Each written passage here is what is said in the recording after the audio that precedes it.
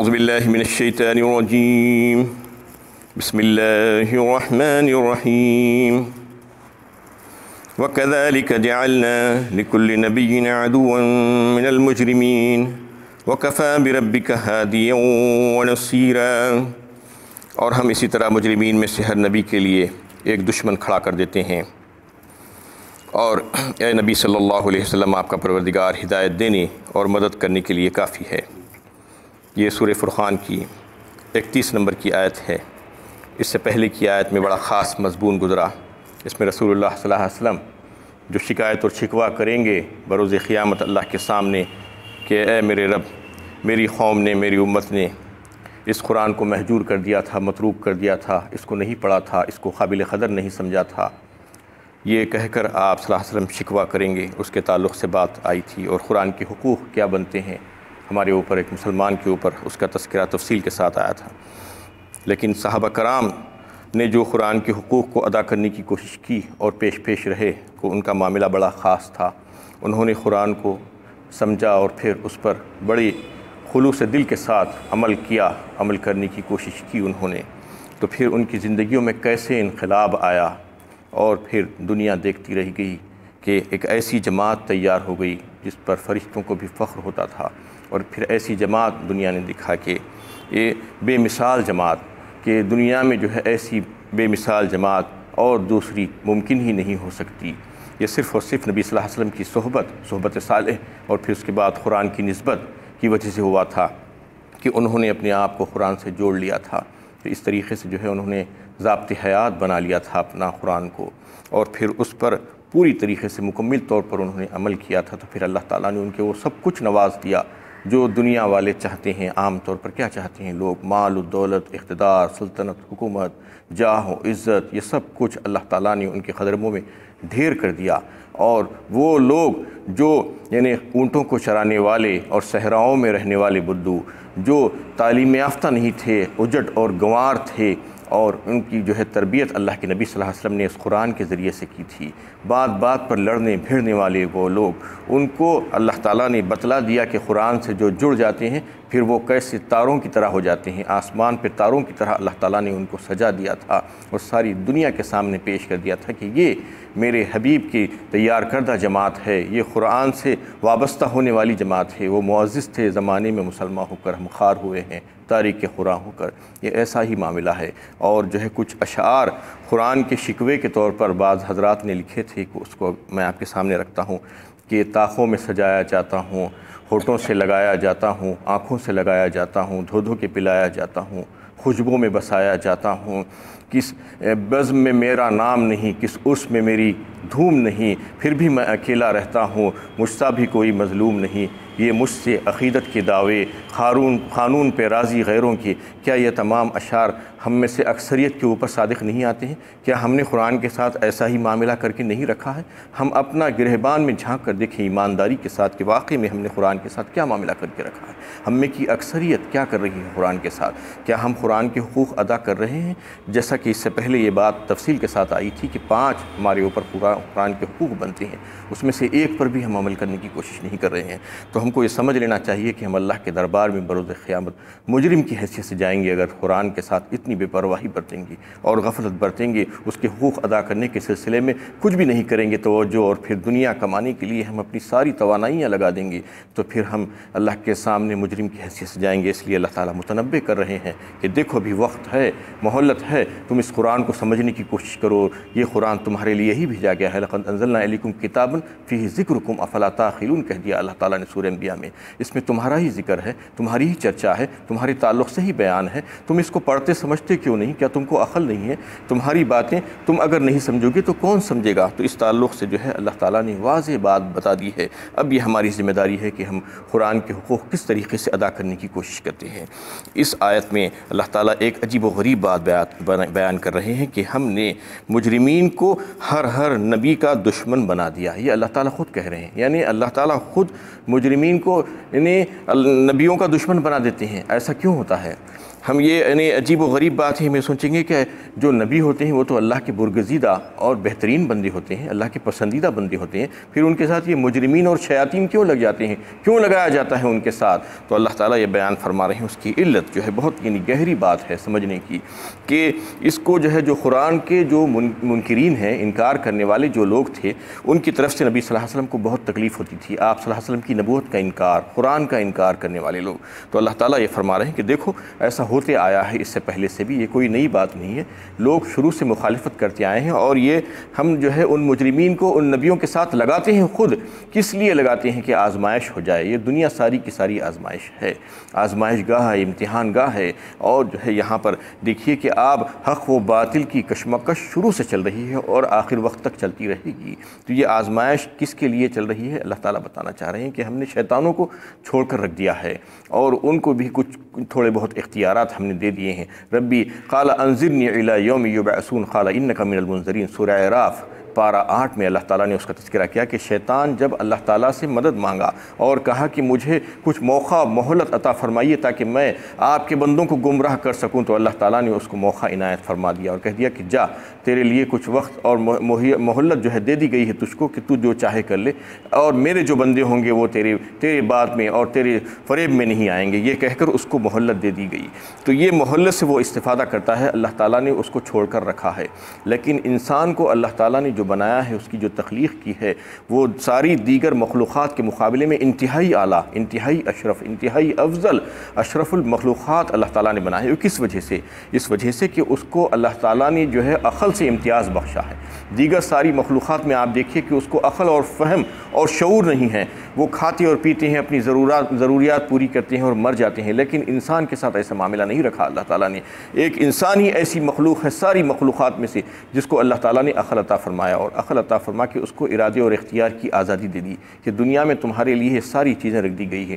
یعنی مسجود و ملائکہ بنایا، مخدوم کائنات بنایا، ساری کی ساری چیزیں اس کی خدمت میں لگا دی، اور بتا دیا گیا کہ تم کو جو ہے ارادہ اور اختیار کی آزادی ہے، تم کو عقل دے دی گئی ہے، اور تم کو جو ہے سمجھا دیا گیا ہے، یعنی نبیوں کو بھیج کر ان کو جو ہے اچھی بات سمجھا دی گئی، خیر و شر کی راہیں بتا دی گئی۔ نبی آ کر وحی الہی کی روشنی میں حق کی بات اور جو ہے حق کا راستہ، صحیح راستہ، ہدایت کا راستہ ان کو جو ہے دکھلاتے جاتے ہیں اللہ کی طرف سے، اللہ کی اذن سے۔ تو اس طریقے سے جو ہے شیطان بھی اپنا کام کر رہا ہے، شیطان کو بھی اللہ تعالیٰ نے ساتھ میں لگا کر رکھا ہے، وہ نبیوں کا بڑا دشمن اور کٹر ان سے دشمنی کرتا ہے، اور اپنے ساتھ ملا کر اپنے حواریوں کو، اپنے کارندوں کو لے کر ان کے خلاف کام کرتا ہے۔ دونوں اب برابر پیرللی کام کر رہے ہیں۔ اللہ کے نبی آتے ہیں اللہ کے حکم سے، اور جو ہے وحی الہی کی روشنی میں ہدایت کا راستہ دکھلاتے ہیں، خیر کا راستہ دکھلاتے ہیں،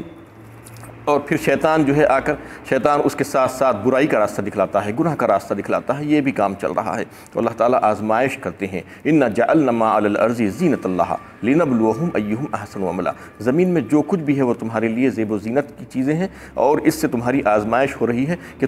کون تم میں سے ایسے ہیں جو اچھے کام کرتے ہیں۔ تو اللہ تعالیٰ یہ دیکھنا چاہتے ہیں کہ تم کو جو آزادی دی گئی تھی ارادے اور اختیار کی، تو وہ ارادے اور اختیار کی آزادی کو تم نے جو ہے اس کا جائز استعمال کیا یا ناجائز استعمال کیا؟ کیا تم نے اپنی عقل کو استعمال کیا؟ عقل کو استعمال کر کے اس کو جو ہے جائز طریقوں سے اس کو جو ہے اپنی چیزوں کو حاصل کیا، یا ناجائز طریقوں سے اپنی چیزوں کو حاصل کیا؟ یہ اللہ تعالیٰ دیکھنا چاہ رہے ہیں، یہ آزمائش ہو رہی ہے، اس لیے یہ تمام کھیل چل رہا ہے۔ نبیوں کو بھیجایا جاتا ہے، ان کے ذریعے سے خیر کی راہیں بتا دی جاتی ہیں، اور پھر شیطان بھی اپنا کام کر رہا ہے، دشمنان اسلام اپنے کارندوں کے ساتھ لگے ہوئے ہیں، جڑے ہوئے ہیں، وہ بھی اپنا کام کر رہے ہیں۔ لیکن اللہ تعالیٰ چونکہ انسان کو عقل دے کر بھیجا ہے، اس لیے انسان یہ نہیں کہہ سکتا کہ مجھے نہیں معلوم، میری تقدیر میں یہی تھا،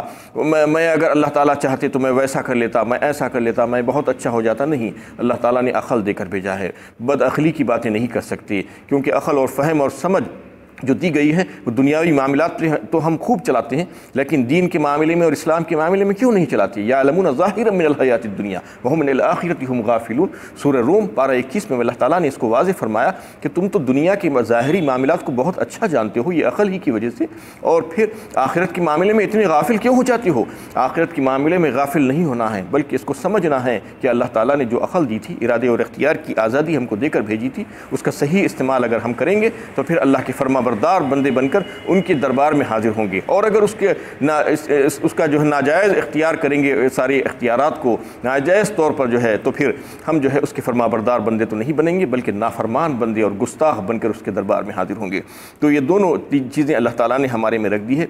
اور بتا دیا گیا ہے، اِنَّكَ لَا تَهْدِي مَنْ أَحْبَبْتَ وَلَكِنَّ اللَّهَ يَهْدِي مَن يَشَاءُ وَهُوَ أَعْلَمُ بِالْمُهْتَدِينَ۔ سورہ قصص پارہ 20 میں اللہ تعالیٰ نے یہ فرما دیا کہ آپ کسی کو چاہے تو ہدایت نہیں دے سکتے اے نبی صلی اللہ علیہ وسلم، لیکن ہم جسے چاہتے ہیں ہدایت دیتے ہیں، یعنی ہم اچھی طریقے سے جانتے ہیں کہ کون ہدایت کا طالب ہے اور کون اس کا مستحق ہے، اس کو ہدایت دیتے ہیں، اور جو اس کا مستحق نہیں ہے اس کو اس کی ہدایت نہیں ملتی۔ وَكَفَى بِرَبِّكَ هَادِيًا وَنَصِيرًا، یہی بات اللہ تعالیٰ نے بتائی اس آیت کے دوسرے ٹکڑے میں، یعنی اے نبی صلی اللہ علیہ وسلم آپ کا پروردگار ہدایت دینے والا اور مدد کرنے کے لیے کافی ہے، یعنی ان لوگوں کو ہدایت دے گا جو اس کے طالب ہوں گے، جو اس کی طرف دوڑیں گے، متوجہ ہوں گے اور اپنی عقل کو صحیح استعمال کریں گے، تو پھر یقیناً ان کو ہدایت مل جائے گی، اور جو ایسا نہیں کریں گے تو پھر ان کے مقابلے میں اللہ کے نبی صلی اللہ علیہ وسلم کی مدد اللہ تعالیٰ فرمائیں گے۔ ان کو جو ہے اس کی تسلی دی جا رہی ہے کہ آپ کو فکر کرنے کی ضرورت نہیں ہے، آپ کو غم کرنے کی ضرورت نہیں ہے۔ وَقَالَ الَّذِينَ كَفَرُوا لَوْلَا نُزِّلَ عَلَيْهِ الْقُرْآنُ جُمْلَةً وَاحِدَةً كَذَلِكَ لِنُثَبِّتَ بِهِ فُؤَادَكَ وَرَتَّلْنَاهُ تَرْتِيلًا، اور کافروں نے کہا اس شخص پر پورا قرآن ایک ہی دفعہ میں کیوں نہ اتارا گیا؟ ہاں، یہ اس لیے کیا گیا تاکہ ہم اس طرح آپ کے دل کو قوی رکھیں، اور ہم نے اس کو بتدریج موقع بموقع اتارا تاکہ لوگ اس سے فائدہ حاصل کریں اور ذہن نشین بھی ہو جائے۔ اور ایک شکوہ اور شکایت اور اعتراض قرآن کے متعلق کفار جو کیا کرتے تھے اس کا تذکرہ اللہ تعالیٰ اس آیت میں کر رہے ہیں کہ وہ یہ کہتے تھے کہ یہ قرآن کو ایک ساتھ نازل کیوں نہیں کیا گیا، جیسا کہ پچھلی آسمانی کتابوں کو اللہ تعالیٰ نے یعنی بیک وقت نازل کر دیا تھا، توریت اور انجیل وغیرہ کو ایک ساتھ دے دیا گیا تھا، یعنی بتدریج نازل نہیں کیا گیا تھا۔ تو یہ اس میں شبہ یہ کرتے تھے کہ جیسے شاعر اپنے کلام کو آہستہ آہستہ لکھ کر ایک دیوان کی شکل دیتے ہیں، ویسا ہی نبی صلی اللہ علیہ وسلم نعوذ باللہ سوچ کر کچھ کہتے ہیں، لوگوں سے کچھ سیکھتے ہیں، اس کے بعد اس کو جو ہے جمع کر کے لا کر لوگوں کے سامنے قرآن کی شکل میں انہوں نے پیش کر دیا ہے۔ یہ وہ لوگوں کا اعتراض تھا، اللہ تعالیٰ ان کے اعتراض کا جواب دے رہے ہیں کہ دیکھو ایسی بات نہیں ہے، یہ قرآن کو ہم نے جو ہے بتدریج 23 سال کے عرصے میں جو نازل کیا ہے اس کے انہیں بے شمار حکمتیں ہیں اور مصلحتیں ہیں۔ سب سے پہلی بات یہ کہ آپ کا دل مضبوط ہو جائے۔ ایک وقت اگر ایک ساتھ پورے کا پورا قرآن آپ کے قلب مبارک پر نازل کر دیا جاتا تو وہ جو ہے آپ اس کو برداشت نہیں کر سکتے تھے، اور اتنی ضخیم کتاب ایک ساتھ اس کو یاد رکھنا اور پھر اس کو سمجھنا بھی مشکل تھا، اس لیے آہستہ آہستہ ہم نے آپ کے دل کو مضبوط کرنے کے لیے اس کو اتارا۔ اور دوسری اس کی وجہ یہ تھی کہ جو اعتراضات اور جو شک و شبہ جو قوم پیش کر رہی تھی اس کے جوابات کے سلسلے میں جو ہے آپ کو تسلی ہو جائے کہ جب جو چیز پیش کی جائے، جب اعتراض ہو، اس کا جواب فوراً اللہ تعالیٰ وحی کے ذریعے سے دے دیا کرتے تھے۔ تو یہ ایک بات اور تھی، اور اگر ایسا نہیں ہوتا کہ ایک ساتھ سارے جوابات پہلے ہی دے دیے جاتے تو پھر اس میں سے ڈھونڈ کر نکالنا لوگوں کے لیے مشکل ہو جاتا تھا۔ اور تیسری وجہ اس کی یہ تھی کہ یہ قرآن کا نازل ہوتے رہنا اس بات کا ثبوت تھا کہ اللہ کی معیت، اللہ کا ساتھ ان لوگوں کے ساتھ ہے، تو اس کی وجہ سے ان کے دل مضبوط رہتے تھے اور ان کو جو ہے یہ بات یعنی ان کے پیش نظر رہتی تھی کہ اللہ تعالیٰ ہمارے ساتھ ہیں اور کلام نازل ہوتے جا رہا ہے۔ اور اس کلام کی اور وحی الہی کی مثال بارش کے ذریعے سے آپ دے سکتے ہیں کہ بارش جیسا ہوتی ہے تو زمین کو جو ہے جو مردہ پڑی ہوتی ہے وہ لہلہانے لگتی ہے، اور اگر بارش ایک ساتھ ہو جائے تو کیا ہوتا ہے، وہ زمین کو اس کا کوئی بھی فائدہ نہیں ہوتا، بلکہ ایک ساتھ اگر ہو جائے گی تو پانی بہت زیادہ ہو جائے گا، لوگوں کو نقصان پہنچا دے گا، تکلیف پہنچا دے گا، اس کو برداشت نہیں کر پائیں گے۔ ایسا ہی اللہ تعالیٰ نے اس قرآن کو آہستہ آہستہ 23 سال کے عرصے میں لوگوں کے دلوں میں نبی صلی اللہ علیہ وسلم کے قلب مبارک پر اتار کر اس کو جو ہے لوگوں کو سمجھایا،